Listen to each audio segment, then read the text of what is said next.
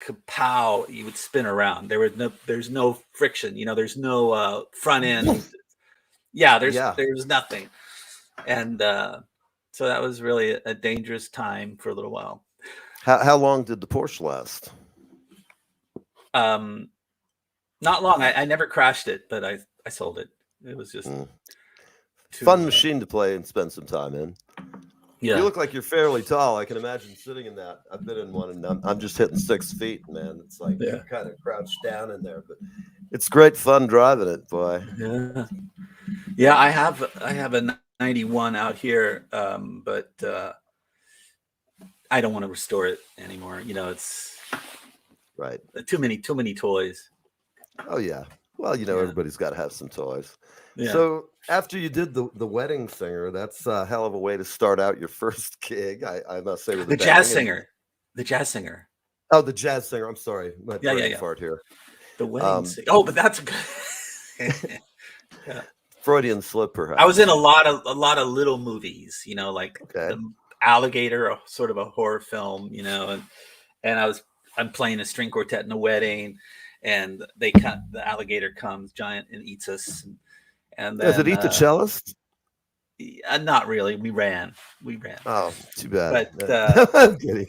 in Brewster's Millions, I also was like the cello guy. Richard Pryor goes, "Hey, y'all want to?" He has to spend all this money on all these people, right? So y'all want Lafitte 1947? Yeah, and then da da da da da. Then Scott Joplin, Yeah. Yeah. So there's a lot of fun. A lot of sidelining gigs. Star Trek as a science officer. Okay. Playing string quartets, and then Spock's. Too bad they didn't make you some kind of weird synthesized based, theremin and bass combined. Oh, right. I don't know. It could be construed with some old weird, I don't know. Yeah. Thomas Edison black and white music. Yeah. But the actor Data was pretending to play the violin, and so they had to make it like a very refined thing, So was the actor, of course, you were somebody who's dubbing the actor's parts, then I'm assuming. We weren't recorded at all. I mean, we just airplayed. Oh, I got you. Okay, because you don't really want to. That's why that thing with the jazz singer was so weird. Is to actually record a movie when things can fall, there can be a noise here. Absolutely. And with all this equipment and all these people, it was just absurd. And I'm sure you never record the music as it's it's all to playback. Let me ask you, what studio did you record that at? Or was it something on set, or or like on the they have a studio room on set, or what, it had to be really big. There's the big room in Hollywood or Sunset Boulevard. No, wait. It's okay. It'll come to you probably tonight, and you'll go, "Oh, I remember that now." It happens to me occasionally. I know where it is, on Sunset and Gower or something, and it's a big room, and I think that's where they did it, but I couldn't be sure. That's cool. And there's no one alive. There's no one alive from that shoot. This could turn into a horror show already. Just sort of right now you'll find strange noises. We had a what would you call him, a ghost hunter, spiritual advisor guy for a while on the show. Yeah. So if you have ghosts and haints, we have just the guy for you. I could say things would happen here in the office like poltergeist activity, and I told him a lot of people said I had the devil in me at one time or another. So who knows? I'm not sure what's going on, but if it is old Scratch, I don't have anything he really wants. I mean, there's far more debauched individuals, and I'm pretty boring by, I think, Satan's standards. What can I tell you? Right. So right now with the holidays here, you getting like a ton of gigs? Sort of. No, you know what? I'm sort of not doing my old kind of casual gigs. I'm sort of doing. It's been really weird. It's the year started, the opening of the pandemic, and people are throwing huge parties, and they're doing things like a masquerade, and for their birthday, but with hundreds of people, and they're doing it with they want stuff. They want it really out there. They want stilt walkers and aerialists up in, and they want dancers, and so it's like, I love it. perfect. It's like And party so on the decks of the Titanic. It's going down, baby. Yeah. We're rocking till the last wave hits the deck. And I'm just sort of in there right now as this extremely limitless possibilities. I play the cello, which, like, what is, I play, I'll do gigs for people like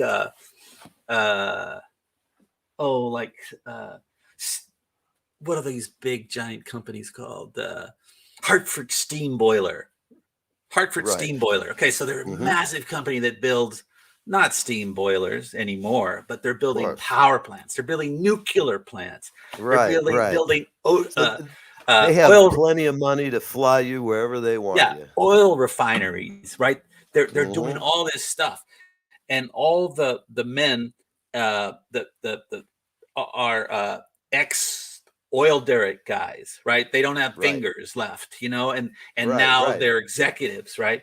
And so they sit around, and I can just, and they actually told me that we were at the meeting, and someone said we got that the event planner said we gotta they gotta try this cello player. What is everybody was going, what the fuck is a cello? No one knew what it was. And so they booked me for all their gigs. It was really great. I love it. I think that's great, man. Yeah. Tell me, of all the gigs you've played in your life of music, what was the most bizarre gig that you've ever been called for? Just from a humor standpoint, it doesn't have to be anything, purient of any kind, but that works too. I think one of the most tragic. It was sort of wonderful and tragic at the same time. Oh shoot! People might. I didn't sign. I signed a document. Oh, did you sign a one of those disclosure? Okay, I have a new one. I just signed one yesterday or 3 days ago, and it's really huge. But I'll tell you after. I think I can tell you afterwards, right? Is it the disclosure? Is that forever? No, they're just NDAs. The valid for the term. It's probably set in the agreement, I would imagine. Yeah. Not 3 million years, right? It's like no. I don't think we're on geological time. I think we're definitely sticking with at least. Okay. Who knows though? These lawyers for Amazon and places like that, they'll fuck you up, man. Yeah. So what about? We own your DNA in perpetuity. We're going to take it off of your mic stand. And now, can Michael Jackson sue me? Michael Jackson. I guess with Michael Jackson, anything's possible, but I don't know it. Okay. So I played Elizabeth Taylor. I was called, and they said, Marston, we want you to play it at Michael's wedding. I mean, at Liz Taylor's wedding at Michael's ranch, Neverland. Oh, and gosh, that's getting strange already, man. Some nice scratch, right? They'll treat me right. It's a musical group. I mean, there's sensibility, and they said no. There's no money. You play for nothing. Elizabeth Taylor, can she sue me? She's dead, right? She's dead. Okay. Can her escape? Sorry, Liz. You're all, you just got to go, babe. Okay. I'm just making this up. This is just a makeup story. So they said she doesn't pay for anything. And then, and 3 weeks later, for the Disney calls me, and we're gonna Liz Taylor is coming in. They want a string quartet. It pays nothing. It was for Elizabeth Taylor again, right? So I'm just joking. It's not. None of this is true. And so then an agent who is great, he hires me. he calls me and says, Marston, I got a nice gig for you, and it pays great, and you have to meet at the Sportsman's Lodge at 5 a.m. for the bus, the tour bus for the musicians and the singers. So we get there, and we get to the Michael's Ranch, which is north of Santa Barbara. Santa Barbara, right? Near Solvang, the little Swedish town. And God, I like the neighbor. He's very nice. Right? So we get there, and these gigantic bodyguard type people, security guys, big giant guys saying, you got to sign this, and we know where you live, and if you have children, you should think twice. They might get all Lebowski on your ass, you know. Speaking of that. Well, so they you know, did the you know, looking for cameras, right? But I didn't put a camera in my cello in the F hole, right? I thought I could do that, but I had a friend who was at the National Enquirer, right? So I had a Minex camera, taped, you know, but you have to open up your pants to get it, right? So I was pretty fine because it didn't click. Even though the camera is plastic, it still has a tiny, tiny little metal spring in it, you know, for the shutter. And so I just had to, at some point, get that out of there. And and so they put us in a room, and it's very hygienic. You know, I want to say this: it's the most hygienic place ever. And the walls were stainless steel, and there was these like surgical operating tables, all metal. That's where they were doing Michael's face, I imagine. Yeah, hoses all over the walls, and things hanging down. And we put our cases on these tables until someone said, "Oh, this is the enema room." Oh. The enema room. Yeah. Oh my God. You know, somehow this is turning into a strange. This shit doesn't happen often. Okay, no. I'm joking. This is just a joke. Oh no, of course I was just kidding you. It's a synchronicity moment I'm having though. Yeah, it's not that. It's it's a figment of our imagination, but it's possible. Yeah. It's for removing facial hair. Oh, that's the ticket. Yeah, that's the ticket. Yeah. Anyway, I better stop. Okay. But it got really rough. I never took a picture. My question is, did you get any money? Oh yeah. But see that the agent, he has a great company in Beverly Hills, and so he does her wedding and Liz's wedding, and he's the man. You see, he can profit from that. Absolutely. Like that's his probably calling card now. Hey, I did Liz's wedding. I do things for Michael. I do things for all those people. Nancy Reagan, I do all her events because they're all there. You know, I play for Nancy Reagan. I play for Merv Griffin. That's interesting. You know, all those. How was playing for the Reagans? Did you get the cavity searched by Secret Service or anything like that, or was it relatively uneventful? No, I never had a cavity search. I'm being facetious, of course. Okay. But you know, stranger things have happened. I've learned in this life, which when you think you're making something up that's completely insane, a few weeks later it's on Twitter, you know, or somebody's social media feed. Oh, but I used to do a ton of gigs for who's the guy that owns Fox, the Australian? Oh, Murdoch. Murdoch. Oh man, the evil empire here we've got. Yeah, he goes, this guy's playing a cello, you know, and it's an electric screaming thing, you know. It's like, this is a cello. Tell him about it, you know. So he brings his, and I played at like Monterey golf course thing, and it was a summit for the environment. or something, and Clintons were there. Lovely.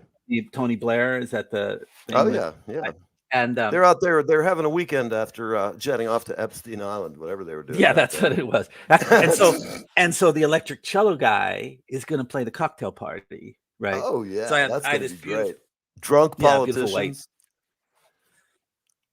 and hanging, but they're doing the good thing. They're doing the good work now, right? Because they're talking about the Earth, right? That means this is a gig where you don't get paid then, because the Earth needs money. Oh no, no, I'm kidding you.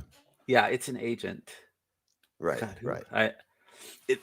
So there's the people I work for are destination management companies. Okay. So they might have a budget for $50 million for entertainment for their year, or or whatever it is, because they're going to do this many conventions in San Diego, and then they have an office in Vegas and New York and Chicago. So destination management companies will do the airlines, and they'll send 3 ladies to corral you. What is it when you're wrangle like fun. Yeah, like the musician's wrangler, right? So one will keep track of you, so you don't step in the wrong place. You don't talk to anybody because what do you got to talk about? Right, right. Okay, so I got there early. I grabbed my cello to see what the sound system was like. Plug it in and warm up. But my cello is like this long, and it fits perfect in a shotgun case. Oh, so I walked into the outdoor area with all the seating, right, and like 3 Secret Service guys, are on me, going, "Hey, take the case and put it back in your van, and just bring your instrument," So that made sense. Yeah, those guys don't have the best sense of humor. Right. I hate to say it, but it's just not. Oh, but the funny thing about that, the cool thing about that little moment was I warmed up. I was strolling around, seeing how the wireless was going to work, and because I'm just playing with background tracks, and they would feed into the next track, right? So it would just keep going, and so I'm playing, and it sounds all right. And then sitting in the front chair is Bono. So Bono was listening, and that felt really cool that he was like hanging out, and yes, didn't want to talk to people. Did he have his papal ring and all that stuff? They kiss the ring now. Bono will see you. I'm kidding. We love Bono. He's just a wonderful fellow. Yeah. If he cares so much, maybe he can come up with some kind of a plane to fly back and forth. I know they have a solar powered. It might not do too good for the whole of U2 on their national tour, but whatever. Right. It's all about just got to get the dream right. That's all. We'll tweak the dream. Right. Of course. So tell me, of course, because you were hired help, did Bono get up to pontificate and do the Bono thing? You know what? I did the cocktail hour. Oh, that's cool. Oh, but there was an interesting thing with the cocktail hour. Like some people, everywhere I'd go, someone would come right next to me. Like Arnold Schwarzenegger would talk with me right there, because that's where the camera was, because it's the musician, the people, and the camera crew, right? So you're my cello player. I want you to come to my house to serenade me and the maid. And the Terminator. The maid. Oh my God. The thought of the maid and him, just like, God, Arnie, what are you thinking of? Well, I was married to a Kennedy. It wasn't very fun. Right. Oh my God, that's just such a weird. The politics just got so weird. If the first time I ever saw Terminator when I was like, young, I don't even know how young, but it was a long time ago. Yeah. If you'd have ever told me that Arnie was going to be the governor, I would have been like, get the F out of here. Right. You're kidding me, Here we are. Imagine if you went back in time, you come back, you've got OJ, you got Bruce Jenner running around acting strange. You got like the things you grew up with in the 60s or something. If you just flicked back now, hell, it's bad enough for me going home to Florida after 10 years, right? But I can't imagine like what people would think if they were time transported to today and without any context for say 20 years. Be like, right.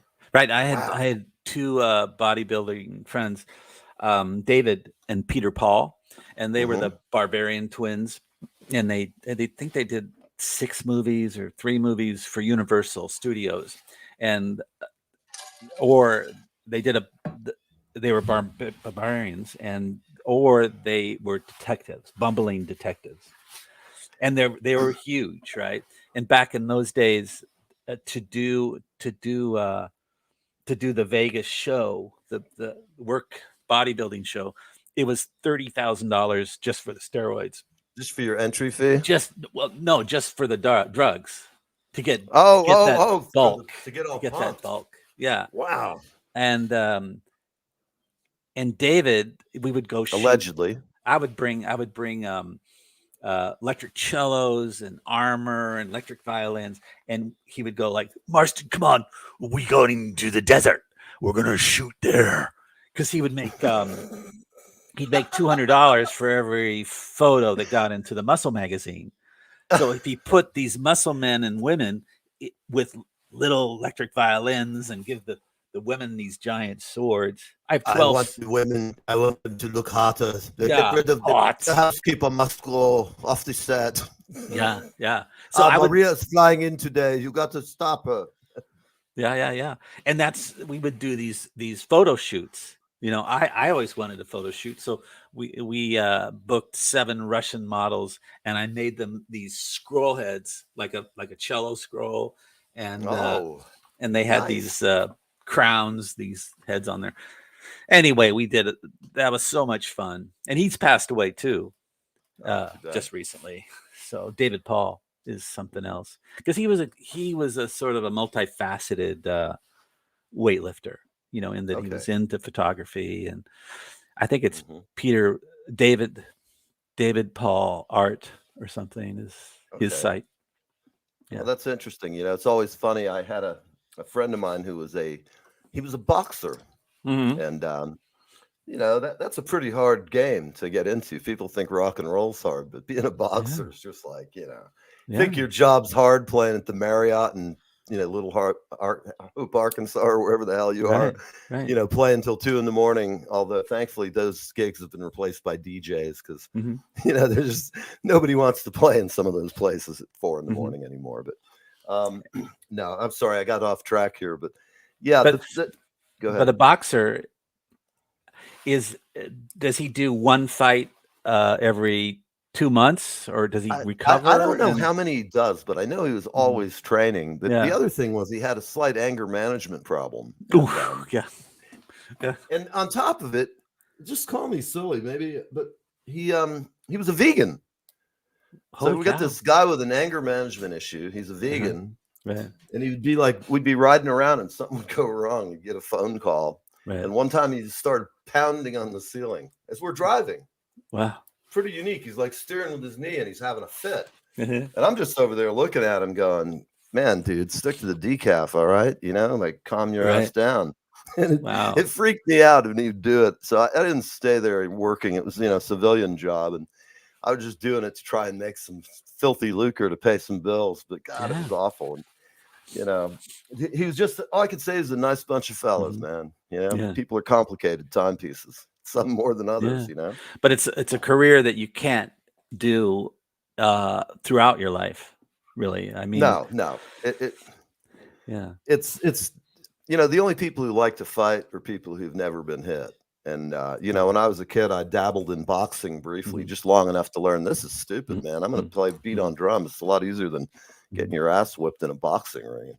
Hell, we're just talking high school stuff, but still, once you've been hit by somebody who knows how to hit you, you should really rethink your career strategies, because I'm telling you, I mean, talk to the average boxer after 10 years. It's like, I don't know. Yeah, the thing about me is my cello. This cello is pretty heavy. It's solid. Tell us about it.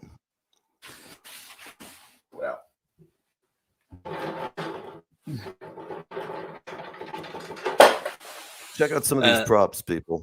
Oh, yeah. yes. Well, this is it's so it's Wow.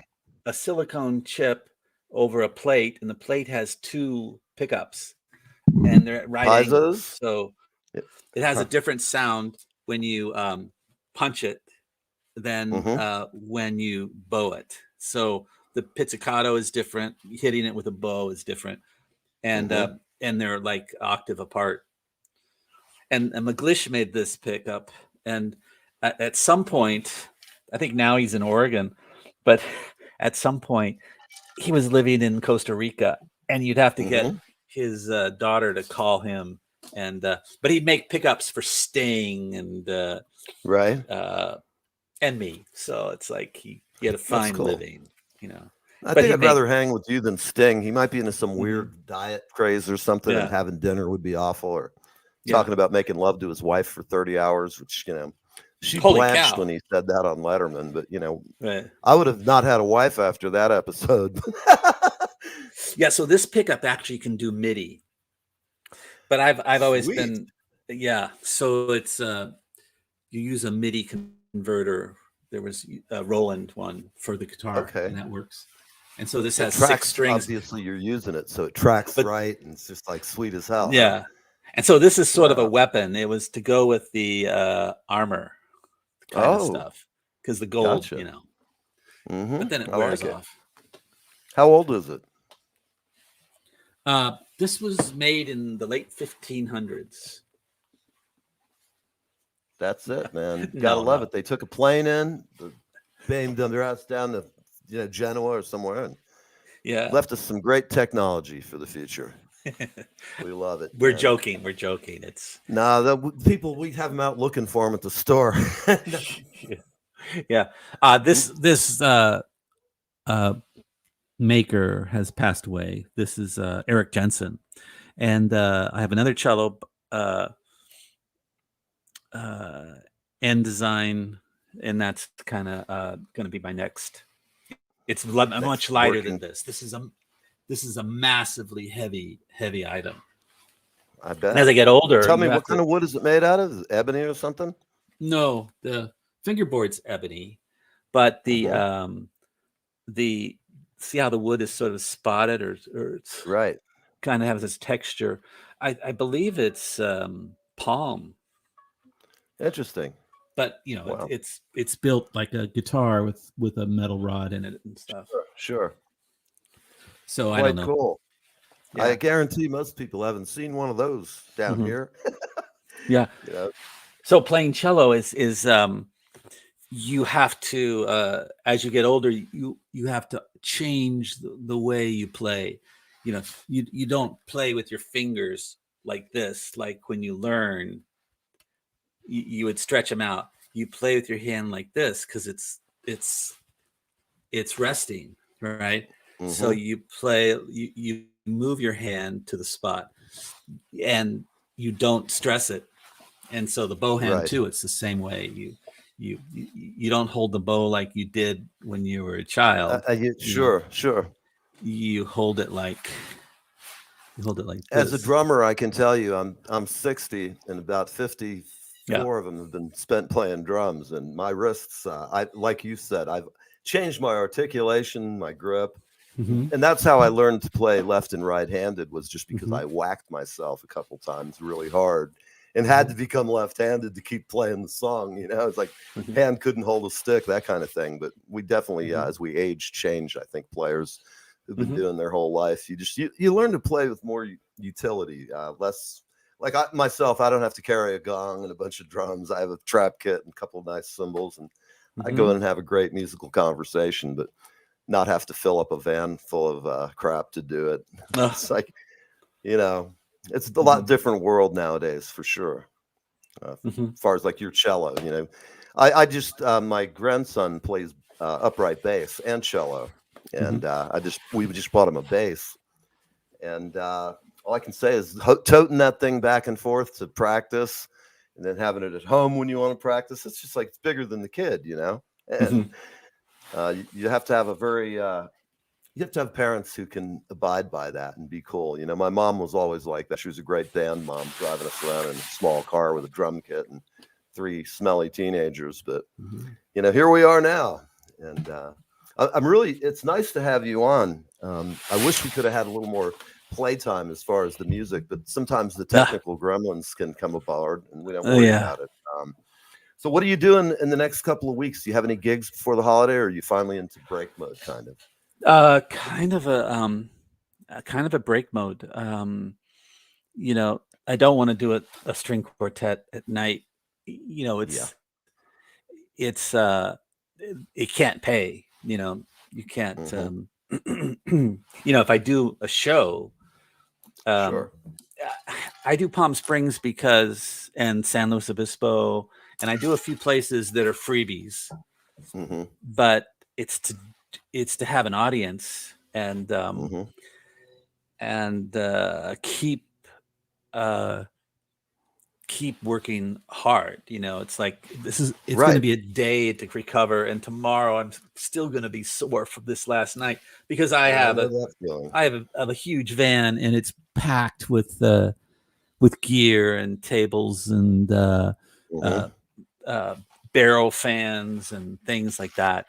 And luckily last night it wasn't a huge setup, but you feel it after 4 hours. Then you got absolutely just I feel the load in more than anything when you know, I play. I'm a drummer and I'm also the singer. They always make those jokes where people say, well, the singer, he doesn't carry anything. I'm like, man, I got a raw deal. I got to carry a drum set in, and I still, you know, help everybody else out, you know. Jeez. It's pretty funny, you know, that those jokes, man, singers like that won't last long in my world. I'll be like, here, grab this, you know. You got to just press gang them into service sometimes, but care and feeding of all musicians is certainly an interesting hobby. I got tons of stories about gigs and I think the most important thing is I heard this a quote from some famous saxophone player, I think, or a singer. I'm not quite sure. It's you know, I've played my instrument all my life, and I'm just I'm not trying to learn to play it. I'm trying to learn to play me. You know, like just me. This is my sound. This is me. So it takes your lifetime to figure out what the me is. Absolutely, you're absolutely right. To go from just being a copy, or you know, as we learn, we steal everything we can and imbibe it, and you know, it becomes part of your vocabulary after a time period. But you know, if you don't have that, you know, and what you're doing, I think, is great, because going out and just doing a one-man show is one of the hardest things to do for anybody. And to do it consistently, I mean, your show is definitely different, and it's a lot of fun. Hell, sometimes I've invented little ways of playing something. What's that song called? Sharp Box. What's I forget the name of the song. Oh, my book isn't here. But I do this crazy thing that goes boom boom ja doom ja ja. You know, it's a strange bowing, and it's completely a rhythmic thing, and a noise and a slap and a this and a that. So I loved it when you know when you really bang on it. It sounds so great, and now I understand why it wasn't like blowing up. It's because the pickups you have are, you know, they just. I didn't hear any, like, you know, it wasn't distorting or any no hash or anything going on. Just sounded good. It's like funky, you know, you could hear the low end. And the funky thing is the camera's this big, right? And that's a 360. That's cool. And so these are really fun just to document everything so you that do. Is a complete 360 camera. Is that what we're talking about? Yeah, this is the old model. There's a new, this is an Insta 360 1X, and then I have the 2X. But this thing, what's the name of it? This is an Insta, one word, Insta 360. Insta 360, and then okay. This is a 1X, and now the new one is a 2X. Okay. And they're 5.7K. And so the sound is pretty funky because it's these 4 little dots right there. It's right. But you could probably run a digital recorder and get your sound, or because I'm kind of playing above the track, I can always just add a karaoke track in the studio, to the track. Right. And so I can make that the bass, and then I can make the track from this just the cello. You can sort of EQ it, and take out. Right. Yeah. So very it cool. works. I'm liking that. I have to check that camera out. It's very nice. Yeah. Well, everybody, we're sitting here. We are talking to our friend Marston. Yeah. And it's like getting dark here, but out there in LA, it's just a nice little after lunch. And yeah. And thank you very much. Oh, look at this. This is the alien. This is my next project. Oh, this is what I was going to do. I was going to, well, I'd have to take this off, but it's like, wow, whoa. That is exceptional. Yeah. And so this is my goal, is to video this and with my stilt walkers in the studio, and over the pandemic I got all these like CO2 cannons, so it'll be an armor, and then I'll have the 2 stilt girls shooting, go with the rhythm of the song, right? Oh, so man, we'll just do trance music, Oh, right. It'd be so great. And so they move around shooting these things with the It sounds like some for the Love Parade in Amsterdam, man. That's just right up their ticket. Right. But I think the corporate entertainment people would love it, especially for a tech company. It's our duty to make sure they spend their corporate budget by the end of the year. So as a result, in Christmas, I say we raise our rates 50% for that month. There you go. There you go. All right. Well, thanks for joining us. Let me know when you're playing live. We'd love to, and hopefully, I don't know, maybe next year at NAMM or something, we'll hook up. I'd love to see you, meet in person. Oh, yeah. See what you do. Yeah. I might be. All right, everybody. We're here on Live with Neve and with Marston Smith. And where can they get your stuff again? The Lord of the Cello. The Lord of the Cello. Everywhere. The Apple and Amazon. Yeah, and all the usual suspects. Yeah. Right. Yeah. Well, it's been a pleasure, man. I look forward to hearing more from you. And thank you a lot for being on the show. All right. Thanks for having me. Okay. Well, we're going to be signing off, everybody. It's been Live with Neve. And thank you very much for watching. It's been a great afternoon. I hope everybody's ready to have a great Christmas. I know many of us have some shopping to do and things we got to take care of. So weekend is out. Next week, I'll be broadcasting from Florida, sunny Florida, and I can't wait. And I hope everybody just have a good holiday and be kind to each other. If you're driving in traffic, try not to lean on the horn. The holidays have people jangled enough. So just be cool, stay cool, and we're out of here. We'll see you next week. Here we go.